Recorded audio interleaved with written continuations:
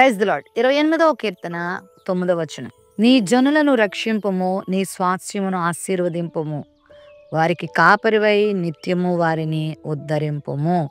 తన రక్తము చేత కడగబడి తన నామమునందు విశ్వాసముంచిన వారందరూ దేవుని జనులు, ప్రభు యొక్క బిడ్డలు.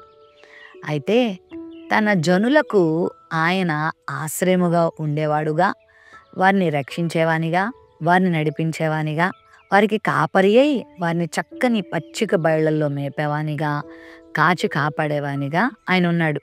ఇక్కడ భక్తుడు ప్రార్థన చేస్తూ, ప్రవ్వా నీ జనులను నీవు రక్షింపము, వారికి కాపరివై నిత్యము వారిని ఉద్ధరించుము అని ఇక్కడ అడుగుతున్నాడు. నిజంగా మన ప్రభు అలా చేసేవాడే. తన ప్రజల విషయంలో ఆయన ఎన్ని గొప్ప కార్యాలు చేశాడో ఈ బైబిల్ గ్రంథంలో మనం చూస్తాం.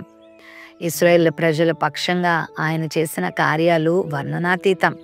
40 సంవత్సరాలు వారి చెప్పులు పాతిగిలిపోకుండా, వారి బట్టలు చినిగిపోకుండా, వారికి ఏ లోటు రాకుండా, వారి కట్టని గృహాల్లో నివసిస్తూ, వారి తవ్వని బావుల్లో నీళ్లు సేవిస్తూ, వారి నాటని చెట్లలో ఉన్న ఫలాలు వాళ్ళు అనుభవిస్తూ ఎంతో ఆశీర్వాదాన్ని వారు పొందుకుంటూ వచ్చారు. దేవుని సహాయాన్ని పొందుకుంటూ వచ్చారు. దేవుడు తన ప్రజలకు ఇస్తున్న వాగ్దానం ఏంటంటే, నేను మిమ్మల్ని నిత్యము నడిపిస్తాను.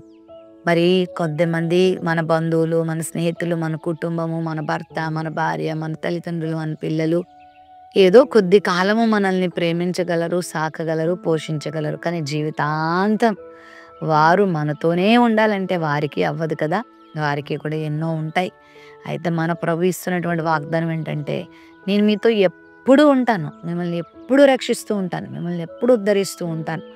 మన జీవిత యాత్రలో ఎన్నో పోరాటాలు మనం ఎదుర్కొంటూ వస్తాం. ఎన్నో తుఫానులు ఎదురవుతాయి, ఎన్నో గాలివానలు ఎదురవుతాయి, ఎన్నో భయంకర సుడిగాలులు ఎదురవుతూ ఉంటాయి. మరి వీటన్నిటిలో కూడా ప్రభు మనకు తోడుగా ఉంటాడు. కష్టంలోనే కాదు, సుఖాలలో కూడా ఆయన మనకు తోడుగా ఉంటాడు. కష్ట దుఃఖాలలో, కష్ట సుఖాలలో ఆయన మనతో ఒకనిగా ఉండి మనల్ని అన్ని రీతుల్లోనూ కూడా సమాధానంతో నింపి నడిపిస్తారు. మన జీవితాన్ని శ్రేష్టమైన శిఖరానికి చేర్చి ఆయన చేత మెప్పు పొందేవారంగా దేవుడు మనల్ని తీర్చిదిద్దుతాడు. ఈ లోకానికి ఆశీర్వాదకరంగా మన జీవితాలు ఉంచుతాడు.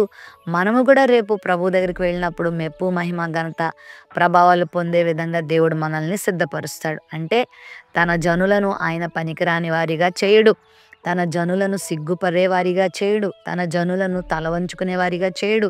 తన జనులను ఈ లోకంలో ఉన్నంతకాలం ఉద్ధరించి, పోషించి, ఆశీర్వదించి నడిపిస్తాడు.